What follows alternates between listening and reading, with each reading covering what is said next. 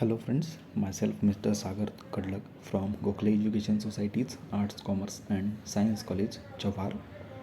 In this video we are going to know about the gastrovascular system of Hydra.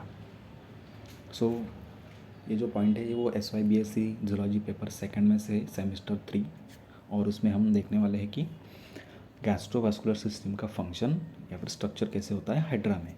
So first we know about the hydra. Hydra is a small organism belongs from the group called as the Cnidarians. Hydra Cnidarian group से belong करता है which lives in a fresh water and feeds on a minute organisms like a crustaceans, insects and fish embryo which is present in that fresh water. It possesses internal cavity called as a gastrovascular cavity, or in short we can call it as the GVC, or also called as the coelenteron, or we can simply call it as a digestive system. So इसके अंदर एक cavity होती है body में जिसको gastrovascular system या फिर gastrovascular cavity बोला जाता है. सो इसके बॉडी के ऊपर टेंटाकल्स होते हैं. There is the tentacles around the mouth which helps to capture the prey. इसके माउथ के साइड में 8 to 10 टेंटाकल्स होते हैं कि जो उसको फूड कैप्चर करने में हेल्प करते हैं. एंड कैप्चर करने के साथ साथ वो हेल्प करते हैं to immobilize the prey as well as for the offense and defense purpose. वो फूड कैप्चर करने के अलावा भी खुद की सुरक्षा या फिर कुछ डिफेंस करने में भी वहाँ पे हेल्प करते हैं tentacles. So this is the structure of hydra. It is a longitudinal section of Hydra's body. So upper two parts is a tentacles which is highlighted here, and internally it's a gastrovascular cavity. So this is the just a longitudinal section of Hydra which bears the flagellated cell, glandular cell, gastrovascular cavity which is shown here in diagram. So its body's surface layer contains the ectodermal cell, mesoglea and endoderms. So ये बाद में हम discuss करेंगे ये क्या क्या काम करते हैं उसके डाइजेस्टिव सिस्टम में. So it has the only one opening at the anterior end. So जो गैस्ट्रोवास्कुलर सिस्टम है उसको एक ही ओपनिंग है at the tip, or we can call it as the anterior end, and which serves as the mouth as well as the anus. So ये एक ही opening है वो माउथ एंड एनस दोनों का फंक्शन करती है for to get the food inside the body and to expel the और to excrete the waste material from the body. So because of this only one opening, the hydra has the incomplete digestive cavity which shows both extra and intracellular digestion. अब ये extra cellular and intracellular digestion उसमें कैसे होता है वो बाद में देखना है हमें आगे. So just know first the hydra has the incomplete digestive system or incomplete digestive cavity because of the only one opening in the cavity.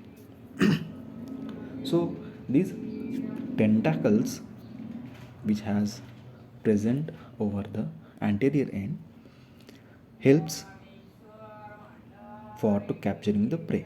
So for capturing prey it must be a flexible. So वो flexible है and उनके ऊपर या फिर उनके tip पे stinging cnidoblast है. मतलब एक छोटा सा एपरेटस है कि जो एक सुई की तरह प्रे के अंदर इंसर्ट किया जाता है और उसमें टॉक्सिक केमिकल रिलीज़ किया जाता है जिसकी वजह से वो प्रे या फिर उसका जो भी मूविंग फूड पार्टिकल है मटेरियल है वो इमोबिलाइज होता है, स्टेबल होता है. So cnidoblast seizes and immobilise the prey, then it taken into the mouth. पहले वो प्रे जो है उसको इमोबिलाइज किया जाता है, कैप्चर किया जाता है और बाद में उसको माउथ के अंदर डाला जाता है. सो जैसे ही वो माउथ के अंदर आता है food material, so there is immediately starting the digestion process. बाद में जो डाइजेशन प्रोसेस है वो इमीडिएटली स्टार्ट हो जाता है. सो गैस्ट्रोवास्कुलर सिस्टम और cavity is line with the gastroderm made up of flagellar cell, gland cell and amoeboid cell. So इसके अंदर हमने अभी डायग्राम में देखा कि उसमें फ्लैजिलेटेड सेल्स है, ग्लैंडुलर सेल है, या फिर उसके अंदर कैविटी है और अमीबॉइड सेल्स है। सो ये वन बाय वन जो फ्लैजिलर सेल्स है वो जो फूड मटेरियल माउथ से अंदर आता है उसको कंटिन्यूस सर्कुलेशन फॉर्म में रहने के लिए हेल्प करते हैं। The flagellar cell ensures the circulation of food in the gastrovascular cavity. जो भी फूड है वो कंटिन्यू ये फ्लैजिलेटेड सेल्स की वजह से मूव होता रहता है कैविटी में। सो this is causes the extra cellular digestion in the gastrovascular cavity. जो भी गैस्ट्रोवास्कुलर कैविटी है वो फ्लैजुलर सेल वो फूड को मूव करते रहते हैं और वहाँ पे जो भी एंजाइम्स प्रेजेंट रहते हैं कि उसके वजह से वो जो फूड है वो सेल के बाहर ही डाइजेस्ट होता है, मतलब inside that cavity, so called as the extra cellular digestion. Then this secretion और this digestion occurs due to the secretion of glandular cells enzyme. So जो भी ग्लैंडुलर सेल्स वहाँ पे प्रेजेंट है उनसे जो भी एंजाइम सिक्रेट किया जाता है उसके वजह से ये एक्स्ट्रा सेलुलर कैविटी में जो डाइजेशन होता है वो होता है। So this enzymes partially digest और break down the protein and fat present in that food. वो जो कैविटी वाले एंजाइम्स है वो उस जो भी फूड मटेरियल उसमें होने वाले प्रोटीन्स या फैट है उसको ब्रेक डाउन करता है थोड़ा बहुत। So then that prey or that food get broken down into small fragments of proteins and fat। जो भी प्रोटीन और फैट के पार्टिकल्स वहाँ पे बनते हैं फर्स्ट डाइजेशन की वजह से, सो वो वहाँ पे कैविटी में मूव होते हैं और वो फैट और प्रोटीन बाद में जो भी अमीबॉइड सेल है वहाँ पे, मतलब लास्ट लेक्चर्स में हमने डिस्कस किया था कि amoeba like that there is the amoeboid cell. Amoeba नहीं रहता बट उसके अपीयरेंस के जैसे सेल होते हैं कि जो डाइजेशन वहाँ पे करते हैं। Okay, so don't confuse between the amoeboid cell and amoeba. So it's just look like an amoeba, not an amoeba. ये अमीबा नहीं होते, उसके जैसे फंक्शन करते हैं बस खाली, या फिर उसका अपीयरेंस होता है।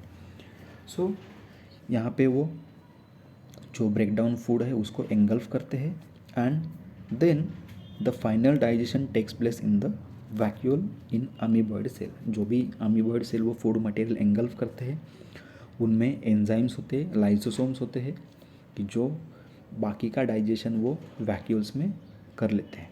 Okay, so this is the intern cellular digestion और we can called as the intra cellular digestion. पहले हमने देखा था कि जो कैविटी में डाइजेशन हो रहा है वो है एक्स्ट्रा सेलुलर, और अब ये जो अमीबॉइड सेल में हो रहा है वो है intracellular digestion. So this is the two kind of the digestion which is carried inside the gastrovascular cavity. Then the product of digestion distributed to the all cells by diffusion। जो भी amoeboid cell से digestion किया हुआ food है या फिर absorb किया हुआ फूड है वो हर एक सेल के अंदर पहुंचाया जाता है by the process of diffusion. Diffusion means जो भी दो सेल एक दूसरे को ऐसे कनेक्टेड रहते हैं तो वो एक सेल से दूसरे सेल को दिया जाता है डिफ्यूज़ करके, मतलब ऐसे डिज़ोल्व करके एक सेल से दूसरे सेल तक आराम से पहुंचा जाता है, जिसकी वजह से क्या होता है कि जो भी सब सेल्स है बॉडी में वो सबको न्यूट्रिएंट्स वहाँ पे मिल जाते हैं, और जो भी रिज़र्व फूड वहाँ पे बचता है वो बाद में जो गैस्ट्रोडर्मल सेल है वहाँ पे as a function as a stored cell और स्टोरेज सेल उनमें वो रिजर्व किया जाता है, स्टोर किया जाता है। Okay, then the undigested food eliminated through the mouth. बाद में जो भी अमीबॉइड सेल से जो वेस्ट मटेरियल रिलीज होता है एज अ वेस्ट वैक्यूल करके उसको भी गैस्ट्रोवास्कुलर कैविटी में बाद में डाला जाता है, और जो भी अनडाइजेस्टेड फूड रहता है गैस्ट्रोवास्कुलर कैविटी के अंदर उसको बाद में फिर से ये फ्लैजुलर सेल्स माउथ के तरफ पुश करते रहते हैं और उसके वजह से वो आगे आगे माउथ तक आके बाद में फिर से वो माउथ के बाहर एलिमिनेट किया जाता है। So this is the simple mechanism of a digestion which occurs in a gastrovascular cavity of a hydra. Okay, so in this next image we can see the simple diagrammatic sketch of the hydra which capturing the prey. So पहले जो pray है वो first diagram में आपको left side से देख सकता है कि वो 1 by 1 स्टेप्स के अंदर में वो उस प्रे को अपने बॉडी में या फिर गैस्ट्रोवास्कुलर कैविटी में ले लेता है. पहले वो प्रे को कैप्चर करता है हियर, देन वो उसको बाद में माउथ तक पहुंच जाता है या फिर पहुंचाया जाता है. सो बाद में वो माउथ के थ्रू अंदर कैविटी में आता है. So this is the simple mechanism of capturing prey in hydra. So ये पूरा के पूरा डाइजेस्टिव प्रोसेस और फीडिंग मैकेनिज्म है हाइड्रा का, और ये उसका गैस्ट्रोवास्कुलर सिस्टम में से different extracellular and intra cellular digestion के हेल्प से न्यूट्रिएंट लेता है. So this is the only known details about the digestive process of hydra. Thank you.